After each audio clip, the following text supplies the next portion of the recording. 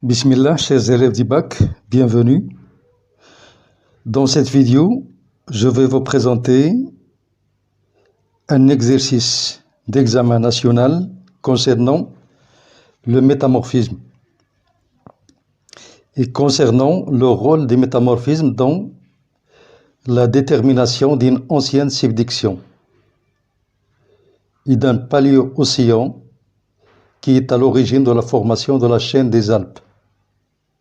Pour cela, avant d'entamer l'exercice, je vais vous présenter et vous définir qu'est-ce qu'un métamorphisme et comment on peut exploiter ces roches métamorphiques pour parvenir à la notion de subduction ancienne et à la notion de paléo-océan, c'est-à-dire محيط قديم اللي نتج عنه تكون جبال الألب. Pour cela, je vous propose les deux lames minces qui montrent quoi? Qui montrent la réaction minéralogique à l'état solide entre trois minéraux qui sont l'actinote, le pyroxène et le plagioclase. Ces trois minéraux vont jouer le rôle de réactif pour donner un des éléments produits qui est le glucophane. Regardez là, le glucophane, il se trouve toujours au voisinage de ces minéraux. Il fallait tenir en tête que le métamorphisme, c'est un ensemble, ou bien les roches métamorphiques, ce sont des roches préexistantes qui ont subi des transformations minéralogiques et structurales à l'état solide lors des changements de conditions de pression et de température. Bien entendu, ces variations de pression et de température sont ou bien vont changer lors de la transformation de la roche originale qui est le gabbro, qui va devenir métagabbro sous l'action soit de refroidissement lors de l'expansion océanique, soit sous l'action de l'enfouissement et des plongements dans la zone de subduction qui va induire des changements de pression et de température. Voilà, ça c'est pour le métagabbro 1. Pour le métagabbro 2, vous pouvez localiser le minéral jadéite, grenat, qui sont toujours au voisin, avec un troisième minéral là, c'est celui-là, qui est le glucophane. Ce glucophane, il peut réagir avec le plagioclase pour donner d'autres produits nouveaux qui sont jadéite et grenat. Cette roche ou bien cette lame qui présente un métagabbro provient d'une région particulière où la pression et la température ont permis la réalisation à l'état solide de la réaction suivante, actinote, pyroxène, plagioclase, pour donner ce qu'on appelle l'actinote. Dans une autre région, on peut trouver d'autres conditions de pression et de température qui ont pu donner la réaction ou bien une autre réaction qui va transformer cette fois-ci le glucophane avec le plagioclase pour donner le grenat et la jadéite. Comme j'ai dit, voilà l'illustration la plus abondante dans les exercices des bacs. Ce schéma-là, ce graphique-là, il est omniprésent dans les exercices de métamorphisme. Comment on peut les exploiter? Là, vous avez le gabbro océanique. Après sa formation dans le plancher océanique, il va changer de température depuis 1000 jusqu'à 200. Ce qui reflète le refroidissement avec le vieillissement lors de l'expansion océanique. Et lors de cette expansion océanique, il y aurait des transformations minéralogiques à l'état solide sous l'action des courants hydrothermales qu'on nomme métamorphisme hydrothermal. Mais toujours, vous devez savoir là que la pression il est presque invariable. Regardez, le domaine de variation, il est très étroit. Par contre, la température, il a diminué énormément. Donc là, c'est une phase. Pour l'autre phase qui est très essentielle dans le déterminisme de la subduction et des paléo-océans anciens, vous regardez là une augmentation gigantesque de pression avec l'augmentation de la profondeur, c'est depuis aux alentours de 8 jusqu'à 50 km de profondeur. Et là, vous devez imaginer l'ampleur de l'augmentation de la pression. Ce qu'on nomme le trajet des roches là peut refléter une subduction, c'est-à-dire un métamorphisme dynamique. Pour la température, vous pouvez voir la variation entre 200 et à peu près 500 ou bien 600, c'est une variation qui est faible, mais avec une petite augmentation. Avec la profondeur de la subduction, la température peut aussi augmenter, mais la température de la pression l'emporte. C'est pour cela qu'on nomme ce type de métamorphisme, lors d'un trajet de ce type, métamorphisme dynamique ou bien métamorphisme de subduction. Voilà, le titre là, il est plus clair. La courbe en pointillé vert, ça représente le trajet en profondeur, la température avec le temps, suivi par la roche de la croûte océanique, c'est-à-dire la roche originale des planchers océaniques, qui va subir au premier temps une expansion avec le temps, et lors de l'expansion, il y aurait une diminution de la température. Après cela, cette roche qui était auparavant roche magmatique va subir des transformations métamorphiques à l'état solide, comme je l'ai expliqué.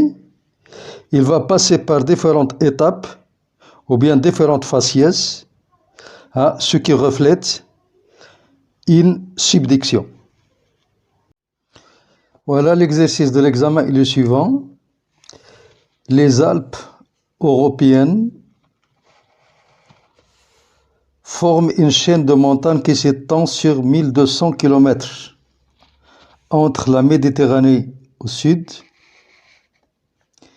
et le Danube à l'est. Les Alpes occidentales montrent le long de 150 km la plupart des unités de cette chaîne de montagnes. On considère actuellement les Alpes comme ils sont le résultat de la fermeture d'un ancien océan. Donc Alpes égale fermeture d'un ancien ou bien d'un paléo-océan, suite à la convergence, c'est-à-dire une limite de plaques. Et la confrontation des plaques européennes et plaques africaines. Donc ces plaques étaient auparavant, d'après les géologues, très éloignées, et lorsqu'il y ait convergence, ils vont s'affronter pour donner les Alpes. Pour déterminer les conditions et les étapes de formation de cette chaîne, on propose le document suivant. Les documents sont une carte de la région et une coupe géologique de la partie AB qui a donné le document numéro 2. Donc on a un document 1, une carte, et un document 2 qui présente une coupe géologique de la région. Le document 1 présente la carte géologique de la zone des Alpes, et le document 2 présente une coupe géologique de la région étudiée, coupe géologique de la région étudiée. Après cela, on peut passer à la question 1, relever des documents 1 et 2 les déformations tectoniques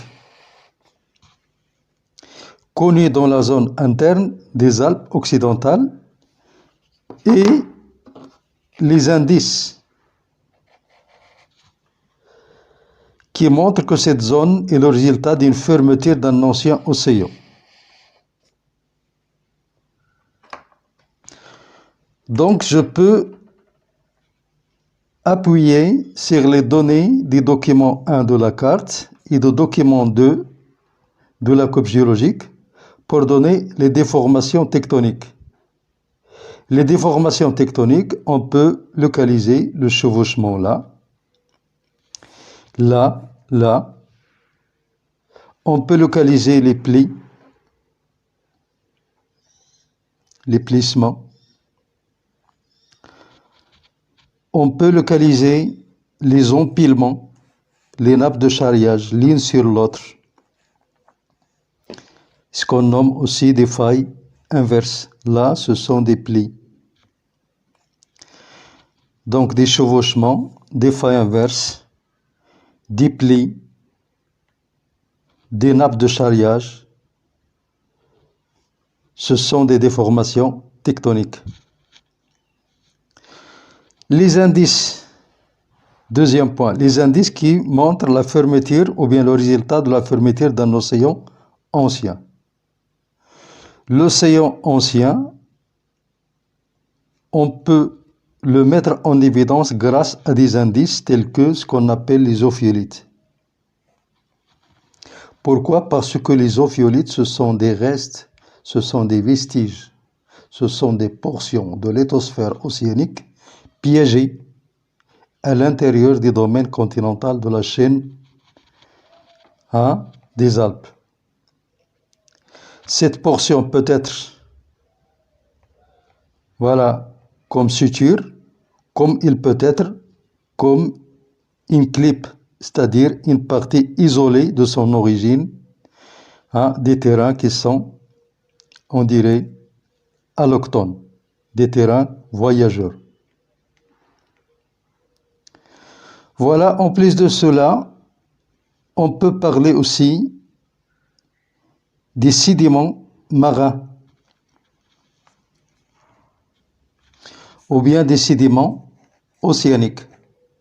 Ces sédiments océaniques qui existent au haut des reliefs de la chaîne nous montrent qu'il s'agit de portions sédimentaires qui étaient auparavant au fond d'un océan qui séparait les deux continents. Je peux écrire comme réponse à la question 1, relever des documents 1 et 2 les déformations tectoniques. J'écris les déformations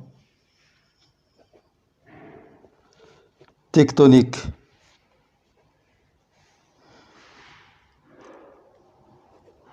Localisées dans les documents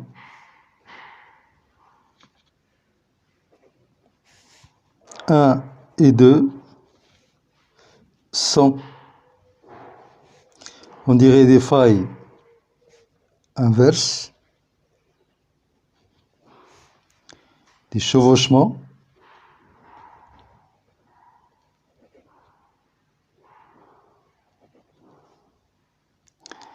des plis, des nappes de charriage.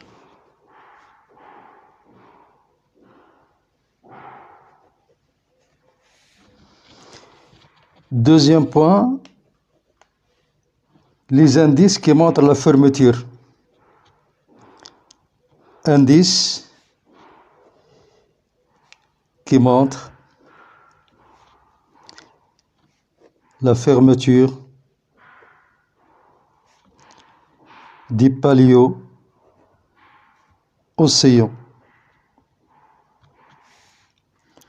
Toujours les ophiolites, soit comme suture ophiolitique,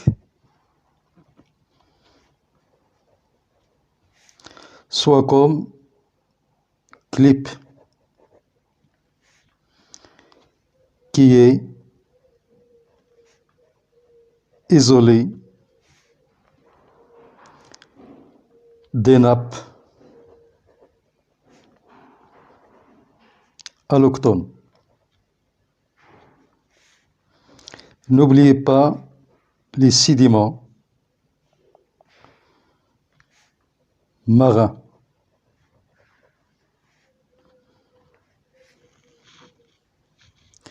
Pour l'autre question, parmi les roches qui affleurent dans le massif de Sinaï et de Kéra et de Mont Viso, ce sont trois régions, comme les montre la figure suivante, Sinaï,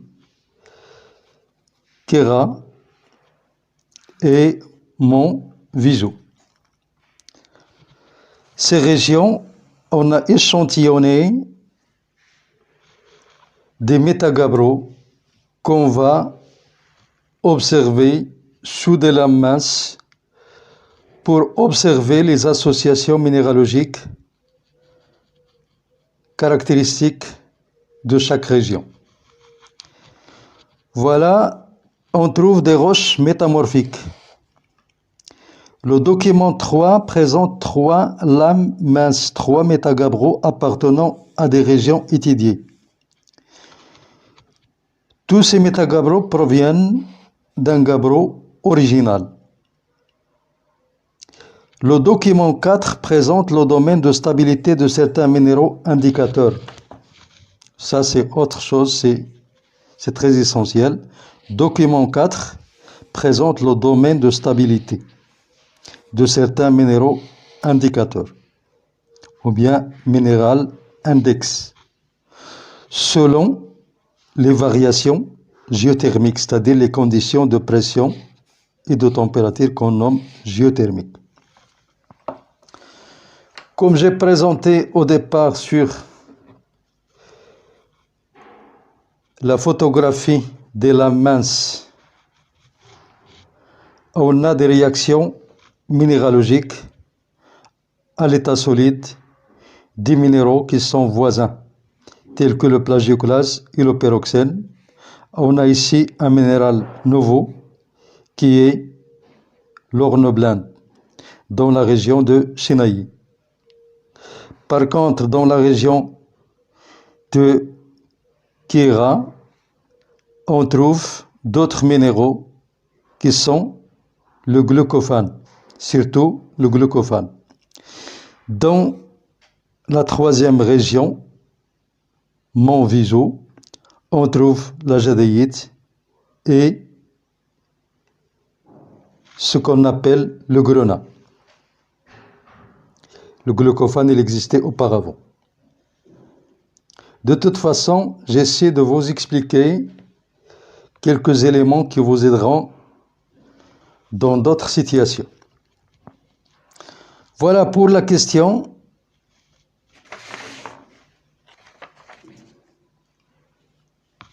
On parvient au fameux diagramme qui présente le gabbro original. Et ce gabbro original dont j'ai montré le parcours vers les schistes verts et le parcours vers l'éclogite. Vous devinez pourquoi j'ai présenté au départ les données concernant le métamorphisme et le trajet de la roche lors du vieillissement de la croûte océanique et lors de son plongement et sa subduction. Quels sont les changements minéralogiques qui vont apparaître? Là, vous devez savoir des notions essentielles, c'est ce qu'on appelle les faciès. les faciès métamorphiques, faciès amphibolite, faciès schiste vert, faciès schiste bleu, éclogite. Ça, c'est le domaine des métamorphismes. Là, c'est un domaine qui n'existe pas dans la nature, c'est-à-dire ces conditions ne sont jamais localisées dans le globe terrestre. Par contre, dans le domaine là, on aura la fusion partielle, c'est-à-dire les roches magmatiques. Et dans un petit domaine là, dans un petit coin, on peut localiser la diagenèse et les roches sédimentaires. Ça, ce sont des données tout simplement pour éclaircir d'autres phénomènes qui sont liés à ce type de situation. Sachant que la transformation de l'horloblende donne de l'actinote et de la chlorite, c'est-à-dire une réaction minéralogique à l'état solide. En exploitant le document 3 et 4, montrer que les roches Métagabbro 1, Métagabbro 2, Métagabbro 3 sont des indices de la subduction qui a précédé la formation ou bien la confrontation. Avant la subduction,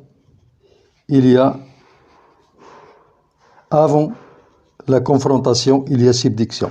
C'est la subduction qui est à l'origine de la confrontation et de la collision entre les plaques, la plaque européenne et la plaque africaine, en précisant le type de métamorphisme à l'origine de la formation. Voilà, il fallait préciser le type de métamorphisme à l'origine de la formation des roches étudiées. Donc, je peux appuyer au départ sur la notion suivante, c'est que l'horloblende est à l'origine de l'actinote et du chlorite. Actinote et chlorite. C'est-à-dire qu'il peut y avoir passage des domaines de l'amphibolite vers le domaine des schistes verts. Là, dans quelle région? C'est dans la région de Chinaï qu'il y a transformation de l'horloblende en chlorite plus actinote. Voilà. C'est dans cette région on aura le faciès schiste vert. Par contre, dans la région de Keira, on a le minéral indicateur suivant, c'est le glucophane. Le glucophane, il apparaît dans le faciès schiste bleu. Donc cette région est caractérisée par un faciès schiste bleu. Par contre, dans le mont Viso, où il y a apparition de jadéite et de grenat, jadéite et grenat, ce sont des minéraux indicateurs du faciès éclogite.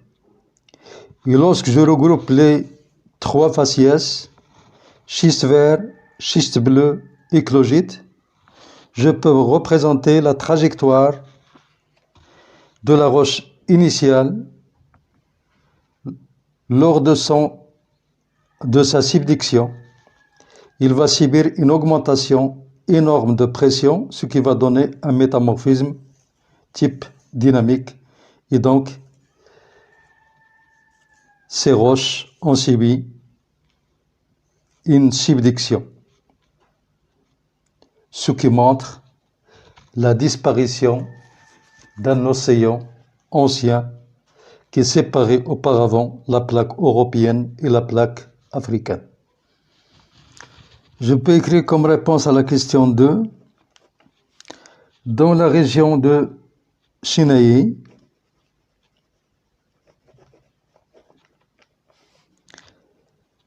la transformation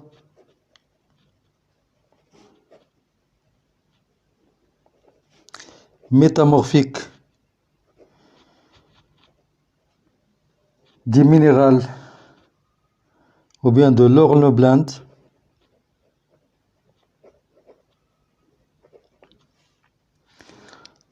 en actinote et chloride montre que le métagabro 1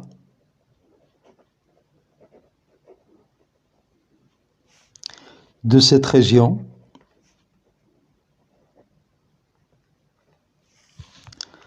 s'est produit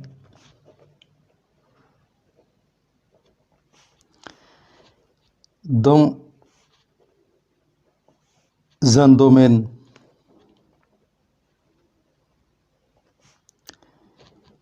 de pression et de température faible. Faciès, schiste, vert. Domaine schiste vert où il y a la transformation de l'hornblende en chloride plus actinote dans un champ de pression très limitée et de température très faible. Dans la deuxième zone de Kira, on a apparition d'un nouveau minéral, cette fois le glucophane,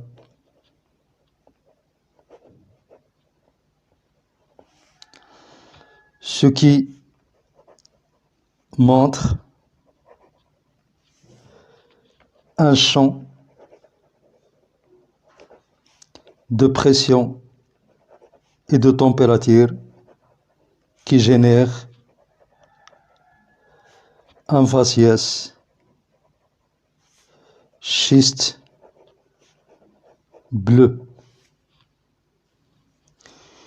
La transformation cette fois-ci, voilà, qui va donner le glucophane qui est caractéristique, qui est indicateur du schiste bleu. Ce schiste bleu peut se former dans des conditions de température toujours faibles, mais une pression qu'on peut dire qu'il est moyenne. Une pression moyenne, donc je peux écrire là, température toujours faible, pression moyenne.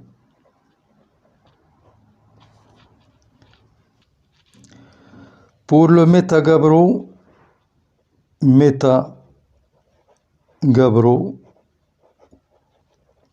récolté dans la zone, là, échantillonné dans la zone Monviso, montre des minéraux indicateurs type grenat et jadayite, ce qui reflète un champ de pression et de température qui correspond au faciès, cette fois-ci éclogite, qui est haute pression, basse température. Je peux le localiser là. Les transformations là, c'est la limite, le passage d'un faciès à un autre par l'apparition de nouveaux minéraux, cette fois-ci la jadéite plus le grenat, qui sont caractéristiques d'un faciès éclogite, haute pression et toujours dans le domaine de température qui est basse.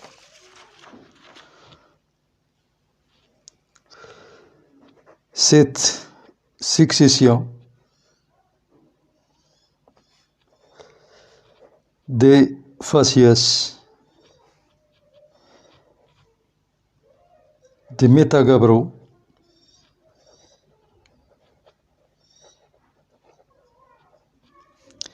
reflète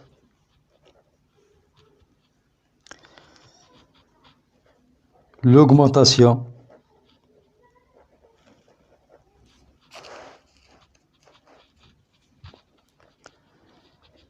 de la pression via la subduction.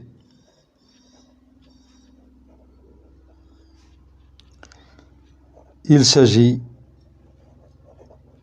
d'un métamorphisme dynamique.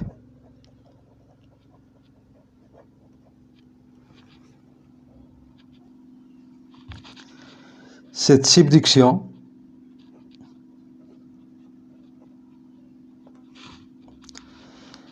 permet la fermeture de l'ancien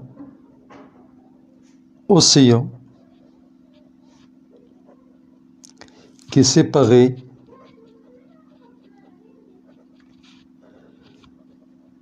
les continents européens et africains.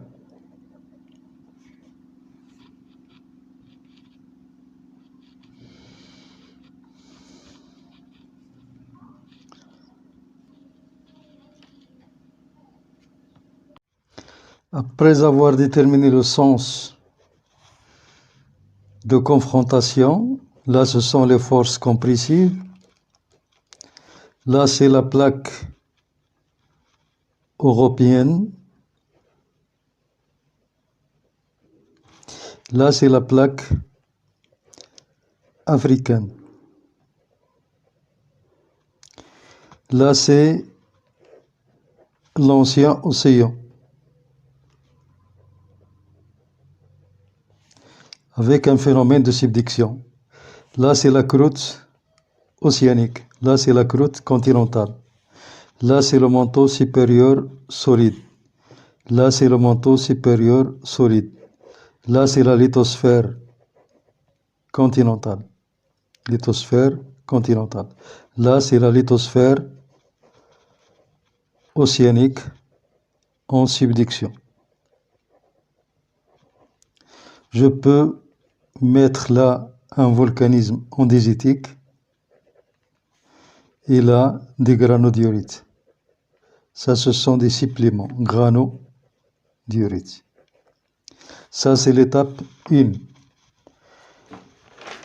L'étape 2, je peux la représenter comme ça.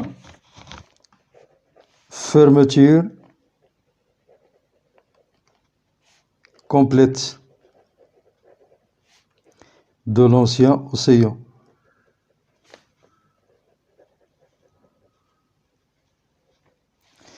Avec apparition des chevauchements.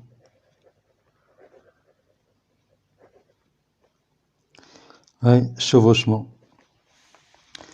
Mêmes éléments, les croûtes, etc. Là, c'est des morceaux piégés, c'est-à-dire des ophiolites. C'est essentiel, plus les sédiments marins. Après la fermeture complète de l'océan, ou bien de l'ancien océan, les phénomènes compressifs se poursuivent.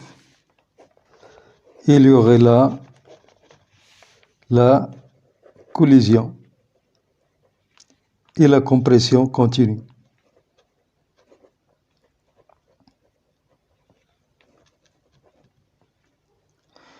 Cela, ça se traduit par des reliefs, par des nappes de charriage, avec toujours des ophiolites plus des sédiments marins. Là, ce sont les croûtes continentaux. Cette vidéo tient à sa fin. Merci pour votre suivi, votre communication. J'attends toujours vos commentaires. Abonnez à ma chaîne, vous aurez plus de vidéos très utiles pour votre bac. Et au revoir.